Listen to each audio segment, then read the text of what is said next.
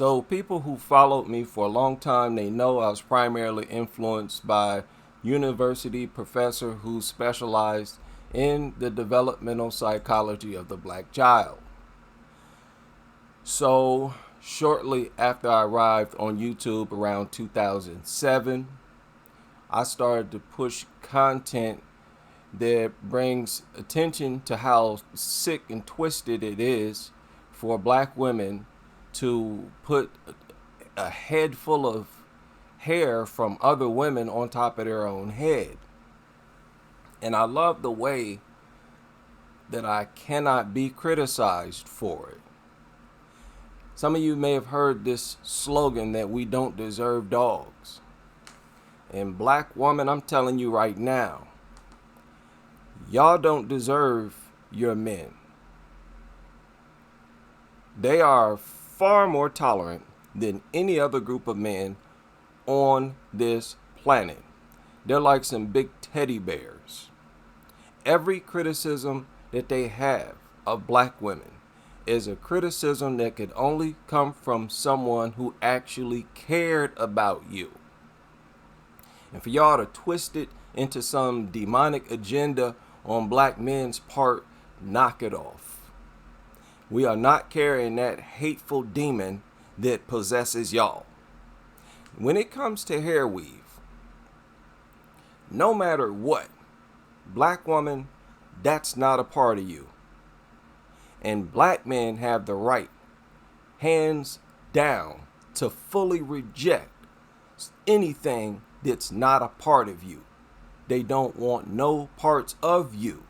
If you gonna come up in their face with a whole part of some other women, because you being covered in other races of women's hair, you know what? You're covered in other races of men's hair.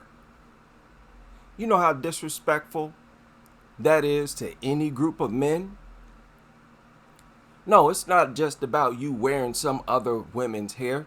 You wearing another group of men's hair. It's far more disrespectful than most black men have thought about, have realized. It's a whole bunch of things. It's very sick, twisted, and it's a major cry for help on their part. And honestly, I don't even know how it still exists today when you're looking at their counterparts, black males. Because today, the modern generation of black males, they're even more natural than we were when I was coming up. I was born in 1977. Today, there are farmers, like 6 times more black men, percentage-wise, today, who have locks. They've gone lock crazy. I'm talking about black men. And you still got a hefty percentage, and they still lead, buying all this weed, billions of dollars. They still want to be Becky. How is that even possible? When so many black men showing you through example that you don't need to be, and you shouldn't, that is disrespectful to yourself. Stop propping these other women up like that.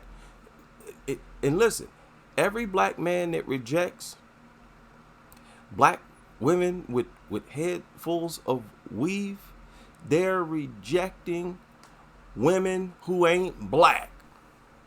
You can't criticize them for that. They're basically saying, get Ling Ling out of here, sister.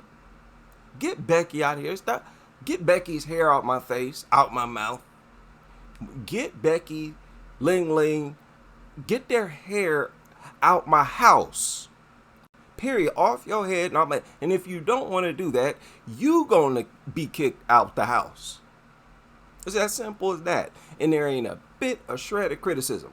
The nerve of y'all to project men pushing the narrative. And this is why I leaned into it. Coming on YouTube, I'm like, look, man, there ain't nothing you can say about me for pointing this out, about black men for pointing this out. Now, another character who brought attention to the weaving was Tommy Sotomayor, but he was coming at it from, he was vicious. He was trying to just be disrespectful for the most part. To some extent, but he did add some truth. He included some truth. But he was childish and petty and like a black woman himself, calling them names and silly stuff like that. But I don't believe most black men who object to the weave culture were influenced by Tommy Sotomayor.